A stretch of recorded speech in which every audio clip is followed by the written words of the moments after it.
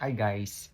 So, magandang gabi sa lahat. So, I should have done this through a live.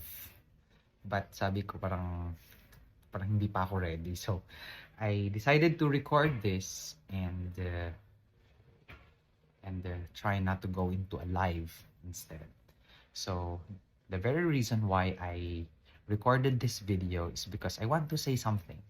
This is my point of view, my opinion, and this may not be applicable to everyone, but for some who would relate to my point of view, I hope na masisynthesize ninyo ang ibig sabihin ng mga bagay-bagay na kailangan nating i-tackle for this very challenging and at the same time uh, sort of a testing of behavior in social media.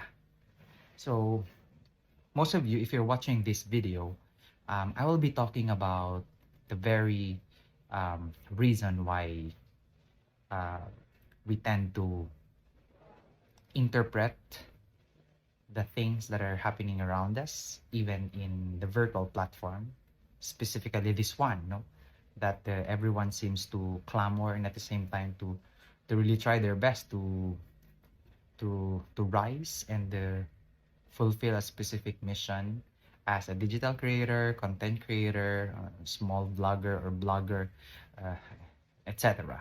Anything related to it. And I'm one of those persons. It was in 2022, February, when I started to create my page. But then, hindi ako ganun ka-serious as regards to how things are being treated or seen as of this time. Before, nag-create ako just to really manifest the very core why I have to do such thing, and that's because I want to express myself. I want to have a memoir and at the same time a documentary of the things that I have done. It might be uh, the later part na ng 30s ko, but sabi ko it's never too late to venture into something like this. And ayun nga, no, na-sustain ko naman siya for the year 2022. I started to upload parang speech ko na nga yun eh. Parang sharing of thoughts, ideas, perspectives, experiences, the line of thinking that I used to have during that time. Travels, food, journey, vacation, even on random things that are happening around me. Although I avoided as much as possible to be too personal on the things that I say in social media, just like this one. But maybe soon, no? Parang mas to deepen the content of my page, I want to really talk about on the deeper aspects of life's existence, no? As regards to our day-to-day experiences, our day-to-day activities, the events that are happening regularly or even unexpectedly. And I think it would be something to which I consider would be a representation of who I am as a person, not necessarily of trying to force myself to be someone whom I am not. So, but nevertheless, I started to make experimentations on my page, and then I started to upload those files, photos, videos, clips, articles, perhaps, and related stuff. And here comes January of 2023. I posted in my page days ago or weeks ago that it was in January of 2023 when I really decided to speed up, to leverage, and to scale up para i-maximize ko kumbaga yung mga things that I'm doing with my page. Primarily because I have observed. That's the power of observation and the things that are happening around you, yung mga dynamics na nangyayari sa paligid natin. And when I started to feel the need and the urge to strengthen the things that I've been doing on my page, doon na ako nagsimula na parang to increase my speed, my time, my engagement, and my devotion, ika nga no, sa activity na ginagawa ko for my page. Although I admit I am a novice one, meaning nag-uumpisa pa lang, beginner. I have the ideas, I have the the thoughts and the insights, but in terms of translating those things into a material, a content, parang hindi pa masyado. Because I admit that I still have to hone my skills and my competency as regards to being one, a digital or content creator or whatever na tinatawag natin dyan.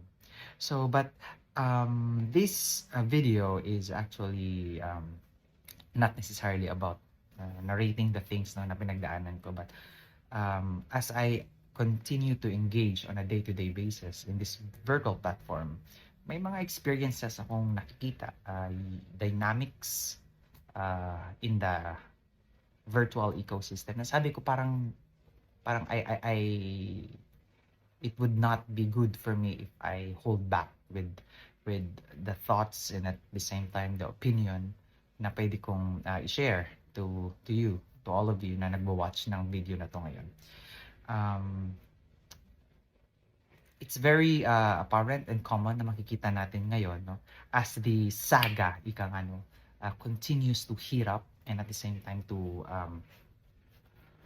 become more maximized ika nga, no, in this virtual platform. Our emotions also at the same time ay hindi natin naiiwasan, napuput into natin sa mga na-experience natin. That's normal. It's okay. That's normal. When we are exposed to various stressors or even stimuli, the response of the body is really to react, to act, or to manifest on those things. But the manner of reacting on the things that are happening around us, nagde-depend yon sa kung how we handle those things that are happening around us. It is very important, mga kapatid, kaibigan, or kasamahan, followers, friends, that it is vital and important to safeguard our peace and sanity in this multifaceted and fast-paced, no, na movement or dynamics ng page na to. I would like to cite one specific example. Alam natin, may mga bagong content creator, nagsisimula pa lang, a novice, ika nga, just like me, then we could actually observe na meron din namang mga advanced na. Ibig sabihin, they have already invested their time, their efforts, their talent, and everything na pwede nilang i-invest to really build on their pages. And the moment when a newbie or a newcomer would join a specific virtual ecosystem, just like the Facebook page, for example, yung kung saan tayo ay andyan ngayon, makikita natin na the demographics would really be different. Hindi yan iisa lang na puro baguhan or puro advanced. It would always be a combination of a newbie, intermediate na vlogger, and at the same time advanced. Ibig sabihin, pag newbie ka, nag-uumpisa ka pa lang, you're starting to build from scratch. Pag intermediate naman, na transition mo na yung self mo sa pagiging beginner, then you start to develop your skills, you manifest your creativity, nakakapag-create ka na ng something worth your while, something na pwede mo na talagang i-share. And I'm referring to the contents, ika nga, sinasabi natin. And pag sinabi namang advanced, ito yung parang nakapag-invest na. They have transitioned fully into a phase wherein they have the reach already, they have a enough engagement, medyo stable na, but then they still continue to build because of to build, ika nga, no, is a never-ending process. Kasi somewhere along the road, you really have to capture a certain market or group of people to be a part of your page. And there will be instances also that you would be losing some of those people who journeyed with you in the first few quarters of the year, for example, or after quite some time, weeks, or iba nga days or hours pa, pagmamalasin ka talaga. But nevertheless, that's the fact of the matter, and that's the reality of where we are right now, mga kaibigan. I think one of the things that I really would like to highlight would that be, we need to know ourselves better and acknowledge that this ecosystem where we are thriving right now or trying to enjoy the journey right now is not a perfect environment to really convince you that everything that will happen, might happen, or had happened would be at our own favor. Hindi yan. Hindi, that's not the reality. You will be facing several scenario or instances wherein you would feel winning, and at the same time, there would also be cases wherein you would feel losing, and that's again a reality. If you fix yourself on winning, then here comes a scenario wherein you fall, you stumble, you lose some, and you're left behind, or being parang ang layo na ng miles apart na sa mga sinusundan mo. Then, and if you fail to accept the scenario, malaking problema yon on your end, on our end. Remember that this virtual platform is different with personal or face-to-face interaction, wherein we get to know the person better, the community that we're trying to build. And this one, parang it's a surface way of getting to know someone, being acquainted to someone.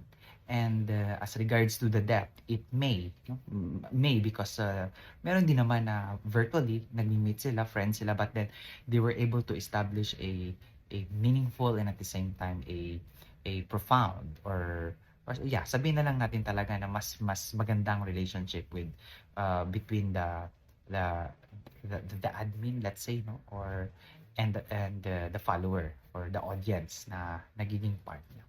So yun guys, when you see someone on the rise or continuously nag-build, nag-grow, be inspired with those experiences.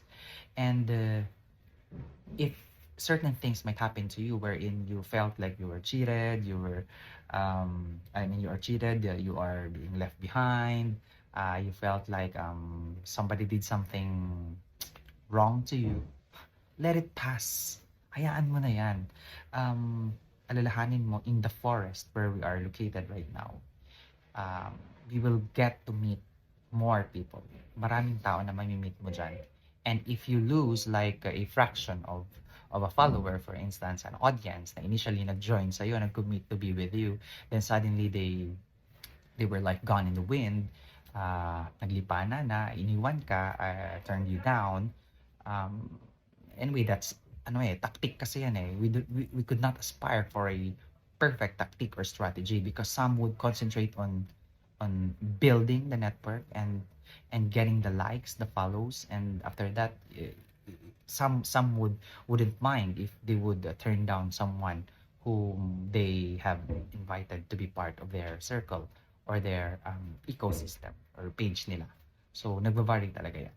So if that thing happens to you, tanggapin, and always remember that there would still be avenues, a lot more avenues for you to gather, to catch, or to earn followers, audience that will become part of your page or your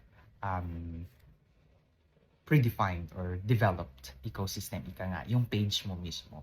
So yun guys, kasi I have observed no, parang in my case kasi, when I see someone na talagang nag-evolve na yung page nila, talagang tremendously and incrementally, talagang ang bilis ng pag-rise ng mga followers nila. Instead of thinking na they cheated, although hindi lahat, hindi ko sinasabi na pag tumataas kayo nag-cheat ka, no. I stand corrected. Pag nakikita na yung nag-grow sila, rather than thinking na parang, ano ba yan, parang napag-iwanan na yung iba, hindi naman sila namamansin, parang wala naman masyadong commitment kasi yung preoccupation nila would just to grow and to build and to gather followers. Then after that, pala din naman eh. Sila din naman yung nagbe-benefit doon. I think that's a thing that would put you down if you continue to process and think things that way. Instead, I suggest na what we do is, if you see someone rising and that page na flourish, ika nga, no, ay may nagawa sa iyo. For example, follower ka niya, then suddenly inad mo siya, inaccept ka niya, na-build niya yung follower mo, tapos suddenly in-unfollow ka niya, nag-earn siya pero ikaw nawalan ka, parang ganun yung scenario. Don't feel bad. Okay? Don't feel bad.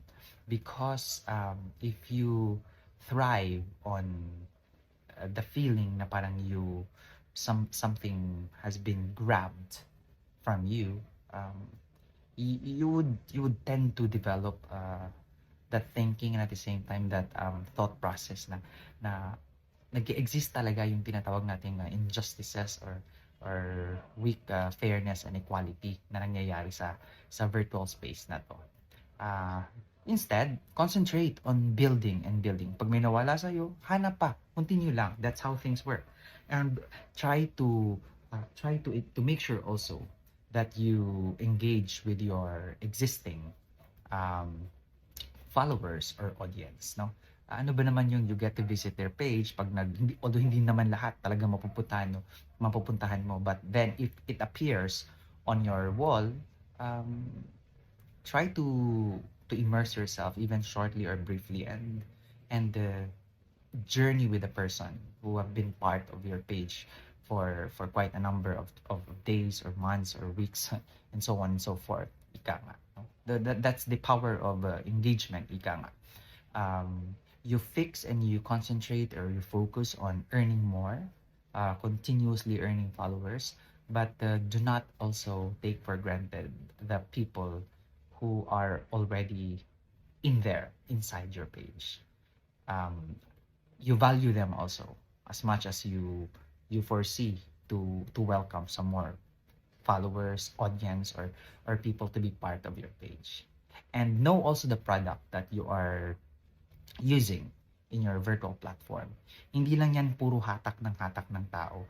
Remember that as you grow in number, um, pag pag sa economics yan, no, yung pinag-uusapan natin, pag dumadami yung demand, no, yung demand na nakikita mo, I mean, pag dumadami yung supply na nakukuha mo, the demand also would come a long way. Magre-react yan diyan, magre-relate yan diyan.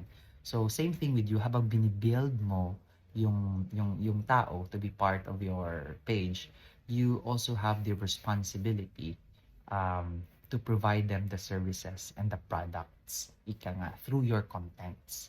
Kung hindi man contents, at least through engagement, you get to interact with them, communicate with them, so that you maintain a specific situation or state rather, na kung saan ay nababalance mo yung speed mo sa pag-gather ng voluminous number of people and at the same time producing something worth their while.